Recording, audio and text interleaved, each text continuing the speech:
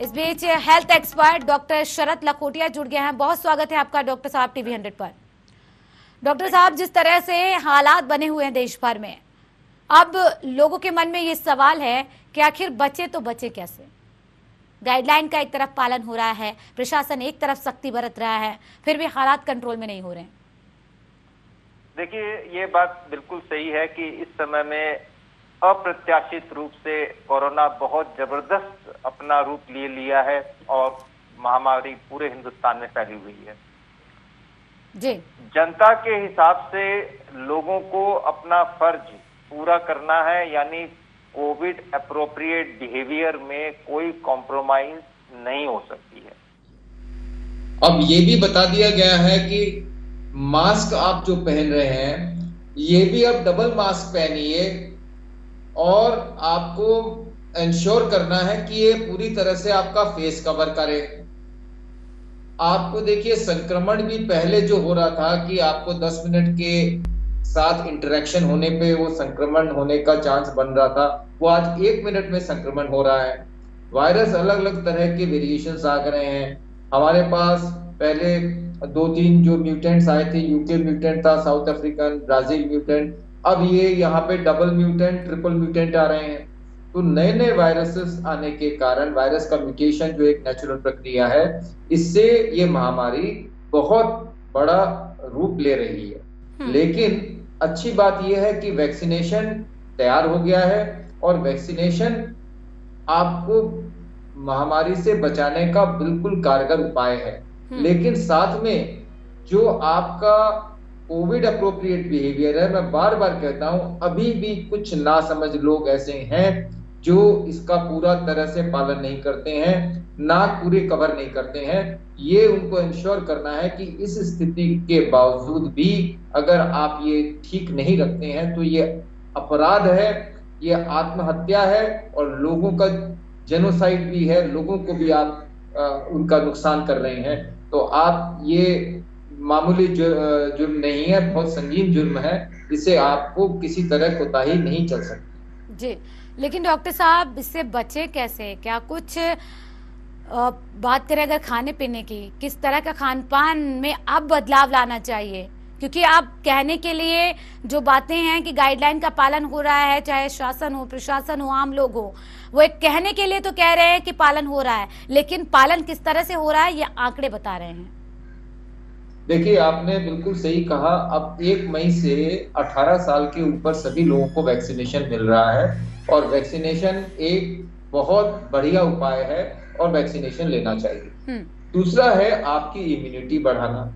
Immunity बढ़ाने के लिए डाइट का इंपॉर्टेंट रोल है। आपका मानसिक कैसे आपका संतुलन है वो भी बहुत इंपॉर्टेंट है। आपके रोजमर्रे की जिंदगी में आप योग, प्राणायाम, आसन, वॉक, एक्सरसाइज किस तरह से आप कर रहे हैं, यानी आप अपने आप को शरीर के प्रति, क्योंकि काम धाम वैसे ही कम है, तो ये टाइम आपको ज्यादा से ज्यादा टाइम शरीर की आपको व्यवस्था को ठीक करने के लिए देना है। खाना आपको बाजार का उल्टा सीधा खाना मंगवाना, इच्छा होती है कि बैठेंगे चलो ये खा लें वो खा लें, न करके आपको बहुत ही पौष्टिक आहार लेना है। इस पौष्टिक आहार के बारे में इस कोरोना के समय में 1 साल से लोग पढ़ पढ़ के समझदार हो गए, सुन सुन के समझदार हो गए, लेकिन कार्यान्वित करना उनके हाथ में है। योग प्राणायाम आज के दिन मेडिकल साइंस में बिल्कुल एक्सेप्टेड हो गया है और जिनका ऑक्सीजन लेवल गिर रहा है उनको भी बताया गया है कि डीप ब्रीदिंग एक्सरसाइज आपका इमीडिएट हेल्प है। उसके बाद पोस्चर है, आप प्रून पोस्चर में रहिए ताकि आपका ऑक्सीजन लेवल बढ़े। लेकिन आपको रेगुलर जिन्होंने इम्यूनिटी अपनी बढ़ाई है, एक्सरसाइज वगैरह की है, वही इस डबल म्यूटेंट और ट्रिपल म्यूटेंट के वायरस के साथ बढ़िया से लड़ सकेंगे। क्योंकि कई बार ऐसा भी हो सकता है आगे चलते हुए समय मालूम पड़े कि कोई वायरस ऐसा तो नहीं हो रहा है जो कि आपकी वैक्सीन से जो एंटीबॉडी है उसको भी स्केप कर रहा हो।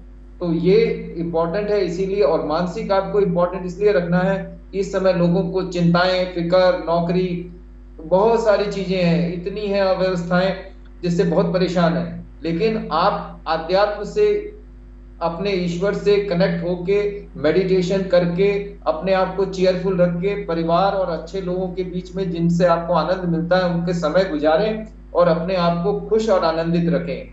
ये टोटल है, क्योंकि आप बार बार अगर न्यूज देखते रहेंगे तो आम आदमी इतना डिप्रेस हो जाएगा। डॉक्टर साहब, सवाल तो यही है कि जो आंकड़े इस कदर सामने आ रहे हैं, अस्पतालों की अगर हालत की बात की जाए, जब लोग ये सुनते हैं तो खुश कैसे रहें, ये बहुत बड़ा सवाल हो जाता है। ये बिल्कुल आपने सही कहा। आज हमारे यहाँ पे राजनीतिक लोग आपस में लड़ाई ज्यादा कर रहे हैं, एक दूसरे पे आरोप प्रत्यारोप ज्यादा लगा रहे हैं। बनस्पत की मिलके एक संदेश दें पब्लिक को कि देखिए इस जरूरत के समय में हम कोई पार्टी नहीं है, हम सब राजनीतिक दल एक साथ हैं और आपके भले के लिए हमारी जितनी हमारे हाथ में ताकत है हम पूरी तरह से आपके मदद के लिए साथ हैं। तो इंसान को एक भरोसा होगा कि एटलीस्ट मेरी रीजनल जो मेरा स्टेट लीडर है यानी बड़ा भाई और सेंटर जो मेरा बाप समान है, दोनों अगर मेरे ध्यान रख रहे हैं तो मुझे चिंता काहे की। आज के दिन तो स्थिति ऐसी लग रही है कि आपका कोई माई बाप ही नहीं है, कोई भाई नहीं है, सब आप आपस में अपने अपने हितों के लिए कर रहे हैं। तो ये बहुत इंपॉर्टेंट है। राजनीतिक लोगों को मैं एक संदेश देना चाहता हूं कि इस समय में आप कोई भी कटु वचन ना बोलें, एक दूसरे पे आरोप प्रत्यारोप में ना फंसें और सिर्फ अपनी तरफ से जो आप अच्छा कर सकते हैं, सोच सकते हैं वो बोले। बंद कमरे में, जैसे आज प्राइम मिनिस्टर की मीटिंग हुई, ये मीटिंग हो रही है चीफ मिनिस्टर प्राइम मिनिस्टर्स की, इनमें आप अपने सुझाव दें और सुझाव को कार्यान्वित करने के प्रयास करें। उसमें आप अपना रोल देखें कि मेरा रोल क्या है। अगर आप ये करेंगे तो लोगों को बहुत एक कॉन्फिडेंस होगा। नहीं तो ये स्थिति ऐसे लग रही है कि हम भगवान भरोसे रह गए हैं। हमें मालूम नहीं अस्पताल में आदमी पैसा लेके जा रहा है तो उसको इलाज ऑक्सीजन मिलेगी कि नहीं, बेड मिलेगा कि नहीं, रेमडेसिविर मिलेगी कि नहीं, वो परेशान है कि मुझे चीजें भी मिलेंगी कि नहीं मिलेंगी, घर बेच के आ रहा हूँ, परिवार के लोग परेशान है। ये स्थिति वाकई बहुत भयावह है। राजनीतिक लोग ही इस स्थिति को संभाल सकते हैं और उनको मिलके संयुक्त बयान देना होगा कि हम सब आपके साथ हैं इस स्थिति में। जी बिल्कुल। लेकिन डॉक्टर साहब देखिए, अब क्योंकि स्थिति बहुत ज्यादा खराब हो चुकी है, ऐसे में लोग अपने घरों में, क्योंकि बार बार कहा जा रहा है कि आप अपने घरों में रहिए, घरों में अगर आप बंद हो जाते हैं एक तरीके से तो फिर अलग तरीके का चिड़चिड़ापन और तमाम परेशानियां आपको घेर लेती हैं। ऐसे में इससे बचने के लिए क्या कुछ करना चाहिए, यानी कि स्वस्थ रहने के लिए एक इंसान को इस स्थिति में क्या करनी चाहिए? देखिए, ये जो बार बार हम लोग मेडिटेशन की बात करते हैं और स्पिरिचुअलिटी की बात करते हैं, कोई भी धर्म के हों, हम सब जानते हैं कि हमारा ऊपर वाला एक ही है और उससे आपको कनेक्शन लगाना है। जब आप उससे कनेक्ट होंगे तो आप एम्पावर होंगे, आपको एक शक्ति आएगी, यही मेडिटेशन कहलाता है। यानी उस शक्ति के साथ आप संबंध बना लेंगे बाप बेटे का, तो आपको लगेगा कि जब वो मेरे साथ है और मेरे कर्म अच्छे हैं और मैं किसी का बुरा नहीं सोचता, सबका दुनिया और स्ट्रेस अपने आप भाग जाएंगे क्योंकि आपकी शक्ति बढ़ेगी और ये बहुत इंपॉर्टेंट है। इसके बाद योगा, मेडिटेशन, एक्सरसाइज से शरीर को आपको संतुलित बढ़िया भी रखना है। आप ये नहीं है कि लॉकडाउन हो गया बाहर नहीं जा सकते हैं तो एक्सरसाइज नहीं करें, वॉक ना करें, घर के अंदर करिए। आपको खाने के अंदर लाइटर रहिए, पौष्टिक खाना खाइए ताकि आपने अपना कर्तव्य पूरा निभाया। और एक्सरसाइज की बात की आपने, किस तरह की एक्सरसाइज करनी चाहिए जिससे लोग कम से कम मानसिक तौर पर स्वस्थ हों? देखिए, मानसिक तौर पे जो है वो आपका पहला है मेडिटेशन, फिर है प्राणायाम, फिर है योगा। मेडिटेशन सीखना होगा। आज पहले दिन आप सोचेंगे कि मैं मेडिटेशन कर लूं, ये डिफिकल्ट है। बहुत सारे YouTube चैनल्स हैं, बहुत सारी संस्थाएं हैं, वहां से आप हेल्प ले सकते हैं। मेडिटेशन सीखना ही पड़ेगा और जिंदगी में अगर आप अपनी जिंदगी में 5, 10 या 20 साल बढ़ाना चाहते हैं तो मेडिटेशन का सब्स्टिट्यूट नहीं है, ये मान के चलिए। जैसे जैसे अब भौतिकवाद में हम जा रहे हैं, समस्याएं बढ़ रही हैं, एक्सपेक्टेशंस अनलिमिटेड हो रही हैं, हर स्तर पे इंसान की इच्छाएं पूरी नहीं होती है और डिस्टर्ब है, चाहे वो गरीब है या अमीर है, चाहे वो राजनीतिक है या नॉन राजनीतिक है। हर एक की एक्सपेक्टेशन उस लेवल पे पहुंच रही है जो एक्सपेक्टेशन मीट करना मुश्किल है। जबकि इंसान को समझना है कि हर इंडिविजुअल एक अपना अपना परिचय हमें कंपैरिजन करना ही नहीं है। हमारा अपना व्यक्तित्व है, हमको अपने व्यक्तित्व को निखारना है, अपनी क्षमताओं का पूरा इस्तेमाल होना है और कनेक्ट होना है ईश्वर से, ताकि आपका ताकत, आपकी जो मनोबल है, उस पूरे मनोबल से आप कोई भी काम कर सकें। जब आपका कंसंट्रेशन लेवल हाई होगा, फोकस क्लियर होगा, स्ट्रेस नहीं होगा, तो सक्सेस आपको मिलेगी। सक्सेस तो रिलेटिव है। एक फार्मर के लिए सक्सेस क्या है, एक राजनीति के लिए सक्सेस क्या है, एक इंडस्ट्रियलिस्ट बिजनेसमैन के लिए, एक डॉक्टर के लिए, हर एक का एक अलग परिभाषा है। आपकी सक्सेस वो है जब आप कनेक्ट होके जो आपको मिला उसको आपने एक्सेप्ट किया और एंजॉय किया। खुश रहना और खुश रखना, ये आपको सीखना होगा। यही जीवन की सच्चाई है। अच्छे अच्छे लोग आए और चले गए, तो मानसिक रूप से अगर आप संतुलित नहीं है तो आप हर समय परेशान रहेंगे। और योगा, प्राणायाम, आसन, मेडिटेशन, ये बेसिक प्रावधान है जिसके थ्रू आप उस स्थिति में पहुंच सकते हैं। खान पान अगर अच्छा रखेंगे, ड्रग्स, ये स्मोकिंग और ड्रिंक्स, आप इसको कम कर देंगे, हटा देंगे अपनी लाइफ से, इन सबको चीजों को खराब हो, आपका तभी स्वस्थ रहना संभव है। नहीं तो आज स्ट्रेस में होकर कोई ज्यादा ड्रिंक कर रहा है, कोई ज्यादा स्मोक कर रहा है, कोई दवाइयां खा खा के ऐसे ही अपनी कर रहा है, इन सब से नहीं होना है। आपको अपने आप को खुश रखना, और खुश रखने के लिए आस पड़ोस में लोगों को खुश रखना ही बेस्ट तरीका है अपनी खुशी के लिए। ये सीखना पड़ेगा। अब तक आप नहीं सीख पाए क्योंकि हमारे समाज में भी ऐसे लोग उदाहरण नहीं है। हमें अपने आप को खुद एक उदाहरण के रूप में पेश करना होगा, लोगों की सहायता करनी होगी, अच्छी वेल विशिंग करनी होगी, लोगों का ख्याल फोन पे पूछना होगा, कैसे हैं आप, कैसे नहीं है, उनके साथ सहानुभूति, एम्पैथी, यही तो कारगर उपाय हैं। जब Harvard school of medicine ultimately सारी जाके आपके ही संस्कारिक चीजें जो आपके भारतीय संस्कृति के अंदर गड़े हुए हैं, वही शब्द वापस बता रही हैं कि यही मेडिकल इलाज है और यही तरीका है।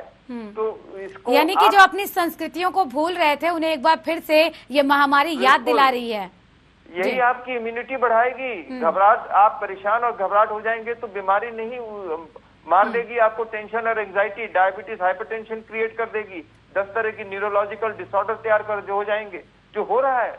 आज घरों घरों में ये प्रॉब्लम आ रही है, समझाने वाला कोई है ही नहीं, किसी की बात पे विश्वास नहीं है। आपको खुद एक एग्जाम्पल बनना होगा, आनंद का स्रोत आपको खुद बनना होगा, लोगों को आनंदित करना होगा, उनकी अच्छाइयां सोचना होगा, आपको खुद ब खुद वहां से लौट के वो चीज आएगी और वही जीवन में आपका उद्धार करेगी। जी डॉक्टर साहब, जिस तरीके से दौड़ भाग भरी जिंदगी में देखिए लोगों के पास वक्त की कमी होती है, ऐसे में लोग के पास कम समय होता है कि सोने के लिए। अगर बात करें इस बीमारी की, इस महामारी की, तो अगर किसी भी व्यक्ति की नींद पूरी नहीं होती है, कहते हैं कि अमूमन 7 से 8 घंटे की आपकी नींद पूरी होनी चाहिए, अगर वो नहीं ले पाता है तो इस बीमारी में वो कितना घातक हो जाता है? बिल्कुल घातक होगा। नींद एक ऐसी चीज है, अगर आपकी नींद पूरी नहीं हुई तो आप सभी बीमारियों को इनवाइट कर रहे हैं, जिसमें पहले न्यूरोलॉजिकल, साइकेट्रिक से लेके फिर डाइजेस्टिव डिसऑर्डर से लेके पूरा सिस्टम आपका, डायबिटिक, एंडोक्रिनोलॉजी, सब कुछ आपका, हाइपरटेंशन, सब कुछ स्टार्ट हो जाएगा। तो आपको नींद न आ रही है और नींद पूरी नहीं ले पा रहे हैं, तो सबसे पहले आपको यही उपाय करना है जो मैंने अभी बताया। वो स्टार्ट था। एक्चुअली उसका फायदा ये है कि ये करते के साथ अगर आप प्रॉपर स्थिति में पहुंच जाए तो नींद इतनी स्वाभाविक है कि आपकी बायोलॉजिकल क्लॉक शुरू हो जाएगी। 9 बजे या 10 बजे या 11 बजे आप बिस्तर पे जाते ही आपको नींद आ जाएगी और आपका उचित नींद पूरी होते ही अपने आप नींद खुल जाएगी। आपको सोचना भी नहीं पड़ेगा कि नींद क्यों नहीं आ रही और क्यों नहीं क्या हुआ है। और यही स्वस्थ होने का सबूत है कि आपको नींद सही समय पे आ रही है और नींद सही समय पे खुल रही है। तो आपको अपना विचार व्यवहार बदलना होगा और आपको सब लोगों के प्रति समर्पित होके रहना होगा। खान पान में कोई सब्स्टिट्यूट नहीं चलेगा, अच्छा पौष्टिक खाना खाना ही होगा, प्रॉपर रहना होगा, खुश रह के खुश लोगों की अच्छाई सोचने से ही आपको वही चीज लौट के आपके पास आएगी। यही सबसे उपाय है। आप इंतजार करेंगे। डॉक्टर साहब, आप रोजाना हजारों मरीजों से मिलते होंगे, अलग अलग तरीके के मरीज सामने आ रहे होंगे, कोई ऐसा मरीज कोरोना को लेकर जो बहुत ज्यादा परेशान रहा हो, जिसमें आपने उसे सही तरीके की सलाह दिया हो कि किस तरीके के क्या कुछ करना चाहिए? क्योंकि इस समय लोगों को समझ में नहीं आता कि आखिर वो करे तो क्या करे। देखिए, इस समय में सबसे पहले सहायक होना कि आपकी कोई भी तकलीफ, कोरोना का पॉजिटिव आते के साथ ही मरीज को सबसे पहले ये भय लगता है कि कहीं मेरी मृत्यु ना हो जाए, मेरा कोई परमानेंट कोई डैमेज ना हो जाए। सबसे पहले उसको ये सुकून मिलना जरूरी है उसके आसपास के लोगों से कि आप परेशान नहीं होइए, आप ठीक हो जाएं। और आप पॉजिटिव बात करिए कि 85% लोग, स्टैटिस्टिक्स है, झूठ मत बताइए, सच है जो बात, कि 85% घर में रह के अपने आप चले जाएगा। और बहुत सारे लोगों को तो कोरोना कब हो गया और कब ठीक हो गए उनको मालूम ही नहीं पड़ता है। सिम्टम भी नहीं होती है, सिम्टम फ्री होता है, वो सिम्टम लेस होता है। तो ये चिंता नहीं करने की है। लेकिन एक चीज ध्यान रखिए, कोमॉर्बिडिटीज, डायबिटीज, हाइपरटेंसिव अगर हो गए तो समस्या बढ़ जाती है। आपको इनको इग्नोर नहीं करना।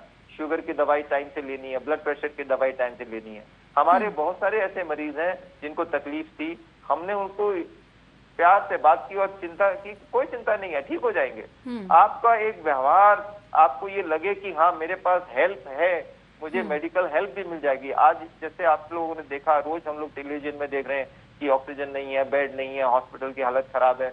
इन चीजों को न्यूज ना देखें, इसकी न्यूज की जानकारी रखना जरूरी है। जानकारी इतनी होनी चाहिए कि आपको मालूम होना चाहिए कि ऐसी समस्या आए तो किससे मुझे बात करनी है और किसकी सलाह लेनी है। बिल्कुल, शायद यही वजह है कि डॉक्टर्स को भगवान का दूसरा रूप कहा जाता है। लेकिन डॉक्टर साहब, कुछ लोग भगवान के इस दूसरे रूप का गलत उपयोग कर रहे हैं, कालाबाजारी कर रहे हैं, कहीं ऑक्सीजन की जमाखोरी हो रही है। ऐसे लोगों को क्या कहना चाहेंगे आप? देखिए, मैं आपको बता रहा हूँ, मैं जब पास होकर आया, आज 36 साल 38 साल पहले की कहानी बता रहा हूँ कि पास होके आए, हम लोगों की उस समय में एक ही पढ़ाई की गई थी कि डॉक्टर भगवान का रूप होता है और हमें इलाज करना, मरीज के इलाज करना हमारी सक्सेस है। पैसा तो अपने आप आएगा, पैसा कोई चिंता नहीं है। लेकिन जिस समय से हमारे समाज ने, देश ने, सरकारों ने मेडिकल प्रोफेशन को एक कॉमर्शियल व्यवसाय मान लिया है, ये आपका एक व्यवसायिक है, आपके ऊपर हर तरह की मेडिकल नेग्लिजेंस, कोर्ट केसेस, झूठे कोर्ट केसेस, बेईमानी, और आपको तरह तरह की, आपको क्लिनिक खोल रहे हैं तो आपको कमर्शियल रेट, जब आपने उसको कॉमर्स मान लिया और आपके हर एक लीगल डॉक्यूमेंट्स आपके कॉमर्स मान लिए, तो आपने वो कॉमर्शियल कन्वर्ट कर दिया, जिसके कारण आज का 10 साल से मैं जितने डॉक्टर्स को जानता हूं जो नए आए हैं, वो मानने को तैयार ही नहीं कि हम भगवान का रूप है। हम अपना काम कर रहे हैं, हम अपना पैसा लेंगे, हम पैसे के लिए काम कर रहे हैं, क्यों नहीं करेंगे? और हर आदमी पैसे की होड़ में लगा हुआ है। तो हमने, समाज ने ही एक बहुत बड़ी गलती की जिस दिन हमने इसको, व्यवसाय को एक कॉमर्शियल माना और सारी क्लिनिक और छोटी छोटी क्लिनिक का, यानी कि आप भी मानते हैं कि अगर उस वक्त किसी ने सख्ती दिखाई होती तो शायद आज स्वास्थ्य सुविधाएं बेहतर होती और हम इस महामारी से अब तक जंग जीत चुके होते। भगवान का रूप माना तो डॉक्टर लोगों ने भी अपने आप को पूरा समर्पित किया। हमें याद है कि हम लोग कैंप्स करते थे, सुबह 8 बजे से लेकर रात को 8 बजे तक ऑपरेशंस करते थे फ्री ऑफ कॉस्ट, और कोई हमें तकलीफ नहीं थी, कुछ पैसा नहीं मिल रहा था, फ्री सर्विस दे रहे थे, क्योंकि हमें इज्जत दी गई। आज के दिन इज्जत रही नहीं, डॉक्टरों को मार के चले जाते हैं, थप्पड़ मार देते हैं, गाली गलौज करते हैं। ईमानदार डॉक्टर तो मुंह दिखाने लायक ही नहीं रहता। आज के दिन वही डॉक्टर चल सकता है जो कि साम दाम दंड भेद की नीति अपनाता है। तो अब आप समाज के अंदर, आप कमर्शियल, आपने डॉक्टरों को, समाज ने उनको उस रूप में डॉक्टर साहब, विडंबना तो यही है कि जो फ्रंट लाइन वर्कर्स हैं उन्हीं पर किस तरीके से हमले किए जा रहे हैं, उनके साथ मारपीट की जा रही है। लेकिन अगर कोरोना योद्धाओं ने कहीं भी पीछे वो नहीं हटे हैं, चाहे उन्हें पैसे मिले नहीं मिले, लेकिन वो हमेशा आगे रहे, जिसका टीवी 100 भी बहुत शुक्रिया कहता है और आभार व्यक्त करता है। लेकिन आपसे ये जानना चाहूंगी कि इस महामारी के दौरान जो स्थिति खराब हो चुकी है, आपातकाल जैसी स्थिति को लेकर सुप्रीम कोर्ट ने भी टिप्पणी कर दी है। अब इस आपातकाल जैसी स्थिति में हमें क्या करना चाहिए कि लोग खुद ही संभल जाएं, अब बताने की जरूरत ना पड़े और अब जन जागरूकता अभियान की जरूरत ना पड़े, ना ही सड़कों पर प्रशासन को उतरने की जरूरत पड़े, खुद लोग इतने सतर्क हो जाएं? देखिए, एक बात मैं जरूर आपको ऐड करूंगा कि डॉक्टर आज भी हृदय से मरीज का भला ही चाहते हैं, बेसिकली, फंडामेंटली। तो ये बहुत बड़ी बात है। जितने प्रोफेशन, जितने लोग हैं, इसमें ईमानदारी के अंदर डॉक्टरों की ईमानदारी अभी भी सबसे ऊपर ही है, कम नहीं है। पहली एक बात। दूसरा है कि जैसे सुप्रीम कोर्ट ने कहा है कि ये बहुत क्रिटिकल स्टेज हो गई है, इसमें हर इंसान को ये देखना है कि मैं अपनी तरफ से क्या योगदान कर सकता हूं। तो सबसे पहले तो खुद के स्टार्ट होता है कोविड अप्रोप्रिएट बिहेवियर अपने से, फिर अपने परिवार समाज के जितने लोग जहां जहां इन्फ्लुएंस है वहां बात करे और इंश्योर करे, बेवजह घर से न निकले, इस समय में काम धंधे की टेंशन न ले, अपनी स्थिति के अनुसार लोगों की हेल्प करने की एटीट्यूड रखनी चाहिए। जिंदगी में सक्सेसफुल इंसान का मतलब ये है कि मैं लोगों के काम आ सका। दो ही तरह के इंसान हैं कि दुनिया में लोग मुझे चाहते हैं या मुझे दुनिया में लोगों की जरूरत है। अगर लोगों को आपकी जरूरत है तो आप सक्सेसफुल हैं। इसीलिए आपको देने का ही आपका जिंदगी में सबसे सक्सेसफुल स्टोरी है। आप हेल्प करिए जिस लेवल पे भी हो, चाहे बातचीत करके, चाहे किसी तरह की हेल्प, जिस जगह जिस पोजीशन में है वो करिए।